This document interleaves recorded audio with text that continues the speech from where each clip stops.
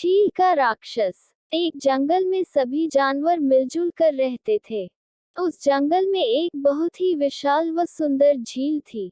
जंगल के सभी जानवर उसी झील के पानी से अपनी प्यास बुझाते थे। सब कुछ हंसी खुशी चल रहा था कि इसी बीच न जाने कहां से एक भयानक राक्षस उस झील में रहने के लिए आ गया। उस राक्षस ने उस झील पर कब्जा कर लिया और झील को ही अपना घर बना लिया। राक्षस ने जंगल के सभी जानवरों को उस झील में घुसने से व वहां का पानी इस्तेमाल करने से मना कर दिया। इसी जंगल में बंदरों की एक विशाल टोली भी रहती थी। इस परेशानी से निपटने के लिए बंदरों ने सभा बुलाई। बंदरों के सरदार ने सभी बंदरों से कहा, साथियों, हमारी झील पर एक राक्षस ने कब्जा कर लिया और अगर हम में से कोई भी वहां गया तो वो हमें खा जाएगा। बंदरों ने अपने सरदार से कहा, लेकिन सरदार, पानी के बिना हमारा गुजारा कैसे होगा? हम तो प्यास से ही मर जाएंगे। सरदार ने कहा, मुझे सब पता है, लेकिन अगर हमें सुख शांति से रहना है तो झील को छोड़ना ही होगा। बेहतर होगा कि हम सब नदी के पानी से ही गुजारा करें और झील के पानी का भूल ही जाएं। सभी बंदर मान गए। कई साल गुजर गए और इस बीच जंगल के किसी भी जानवर ने उस झील की ओर रुख तक नहीं किया। तभी बहुत बड़ा अकाल पड़ा। नदी सूख चुकी थी। खाने और पानी की किल्लत के चलते जंगल के सभी जानवर उस जंगल को छोड़कर जाने लगे, लेकिन बंदरों को टोली को इस जंगल से बेहद लगाव था। उन्होंने इस समस्या से निपटने के लिए बैठक बुलाई। सभी बंदरों ने कहा, अगर जल्द ही पानी की व्यवस्था नहीं हुई तो हम सब मर जाएंगे। क्यों न हम झील का पानी इस्तेमाल करें? वहां का पानी कभी नहीं सूखता, लेकिन क्या वो राक्षस मानेगा? बंदरों के सरदार ने कहा, एक तरीका है, हम सबको उस राक्षस से विनती करनी चाहिए, शायद उसको हम पर तरस आ जाए और वो मान जाए। सभी बंदर झील के पास गए। बंदरों के सरदार ने झील के राक्षस को आवाज दी, झील के मालिक, कृपया बाहर आकर हमारी विनती सुने। थोड़ी देर में ही झील में से राक्षस बाहर निकला। उसकी आंखें गुस्से से लाल थीं। वो जोर से चिंघाड़ते हुए बोला, तुम लोग कौन हो और यहाँ क्यों आए हो?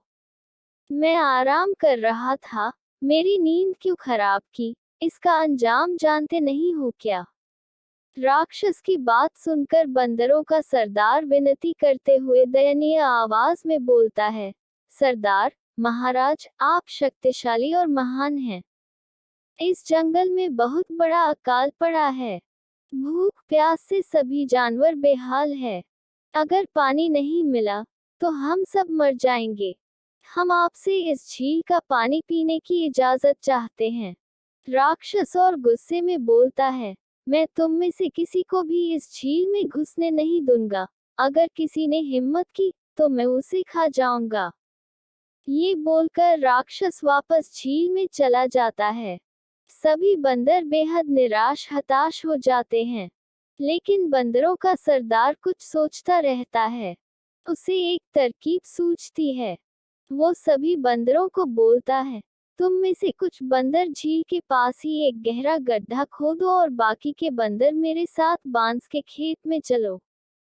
बंदरों का सरदार बंदरों को लेकर बांस के खेत में चला गया। वहां जाकर उसने बंदरों को खेत के कुछ लंबे व मजबूत बांसों को काटने का आदेश दिया। बंदरों ने अपना काम कर दिया।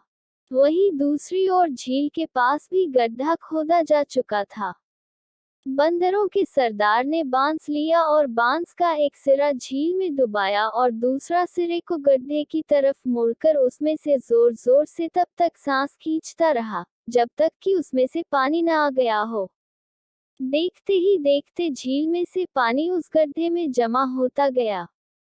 ये देखकर झील का राक्षस गुस्से में बाहर आया, लेकिन चूंकि सारे बंदर झील के बाहर थे तो वो उनका कुछ नहीं बिगाड़ सका। राक्षस गुस्से में ही वापस झील में चला गया। बंदरों ने खुशी खुशी झील का मीठा पानी खूब मजे से पिया। सी बुद्धि बल से बड़ी होती है। चाहे कोई कितना भी शक्तिशाली क्यों न हो, बुद्धि व समझदारी के सामने उसका बल मायने नहीं रखता। इसलिए बड़ी से बड़ी मुसीबत के समय भी अपना संयम नहीं खोना चाहिए और बुद्धि से काम लेना चाहिए। प्लीज वीडियो पसंद आए तो लाइक और चैनल पर पहली बार आए तो सब्सक्राइब, कमेंट और अपने दोस्तों के साथ शेयर करना मत भूलना।